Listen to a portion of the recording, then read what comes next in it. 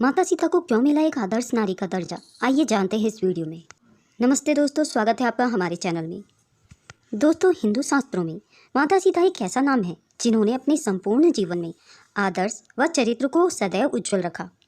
आज जब एक छोटी सी कठिनाई में लोगों का पैर फिसल जाता है, वहीं माता सीता का जीवन संकटों से भरा रहा, लेकिन उनका एक भी पल ऐसा नहीं रहा जब वे अपने आदर्श से विमुख रही हों।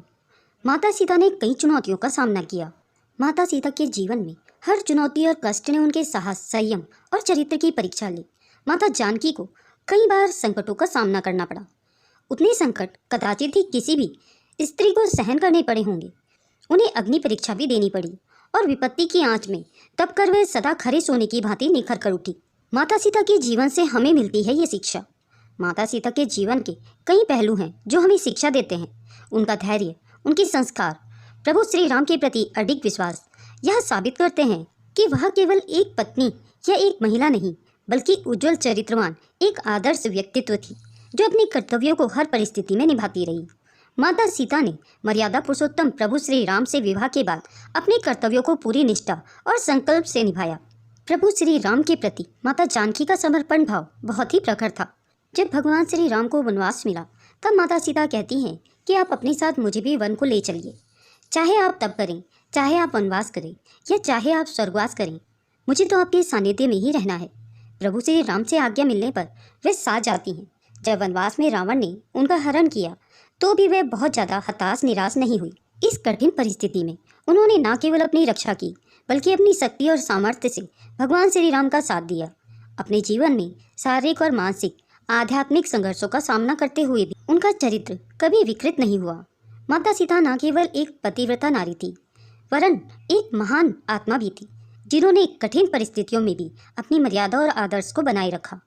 उनके त्याग, समर्पण और साहस ने उन्हें न केवल एक आदर्श पत्नी, बल्कि एक आदर्श स्त्री और धवल व्यक्तित्व बना दिया। उनका यह आदर्श हमारे जीवन के लिए एक प्रेरणा है।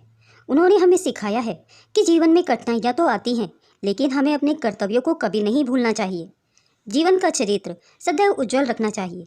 जब उन्हें अपनी पवित्रता और त्याग के कारण ऋषि वाल्मीकि के आश्रम में रहना पड़ा, तब अपने बच्चों को एक उपयुक्त शिक्षा और संस्कार देने का संकल्प लिया।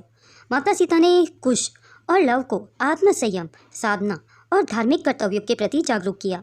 माता सीता के जीवन से हमें सीख लेनी चाहिए कि जीवन में संघर्ष आएंगे, लेकिन अगर आपका चरित्र उज्जवल और दृढ़ संस्कार होंगे तो आप किसी भी कठिनाई का सामना आसानी से कर सकते हैं। माता सीता की सहन शक्ति आजकल की लड़कियों के लिए आदर्श है। वह खुद पराक्रमी थी, जिसको रावण भी ना उठा सका, उस धनुष के साथ वो खेला करती थी। तत्कालीन राजकुमारियों की तरह वह राजकारण, धर्मकारण, समाजकारण, न्यायशास्त्र अच्छी तरह जानती थी और इसलिए वह श्री राम को पूरी तरह से पहचानती थी। श्री राम का अंतर्मन, उनका तत्व ज्ञान, न्याय कठोरता वह जानती थी। वह एक महारानी भी थी। 100 लोगों के लिए अच्छा क्या है, इसका उन्हें पता था। इसलिए उन्होंने श्री राम जी की किसी भी निर्णय पर प्रसन्न नहीं किए। माता सीता के हर निर्णय पर उनका अपना नजरिया था। वह एक अच्छी कन्या, बहन, पत्नी, बहू, माता और महारानी के रूप में सचमुच महान थी। श्री राम के प्रति उनकी निष्ठा, विश्वास और प्रेम अपने आप में अद्भुत था। श्री राम ने उनके लिए लंका का सर्वनाश किया, रावण को मारा, सीता माता के अपमान का बदला लिया। जैसे प्रभु श्री राम सिखाते हैं कि पत्नी की प्राणों की रक्षा के लिए अगर समुद्र पर पुल बांधकर भी जाना पड़े तो जाना चाहिए।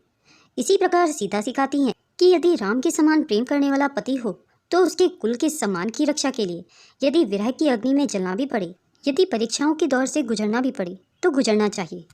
माता सीता ने अपने सारे कर्तव्य और दायित्व इस प्रकार से निभाए हैं कि त्रेता के 2 युग के बाद भी भारत में सीता माता के त्याग, आदर्श व पतिव्रत धर्म को अनुकरणीय माना जाता है। दोस्तों, अगर यह वीडियो आपको पसंद आई हो तो इसे लाइक और शेयर करना ना भूलें। अगर आप मेरे चैनल में नए हैं और ऐसे ही रोचक तथ्य सुनना पसंद करते हैं तो मेरे चैनल को सब्सक्राइब करें। वीडियो को अंत तक देखने के लिए आप सभी का बहुत बहुत धन्यवाद।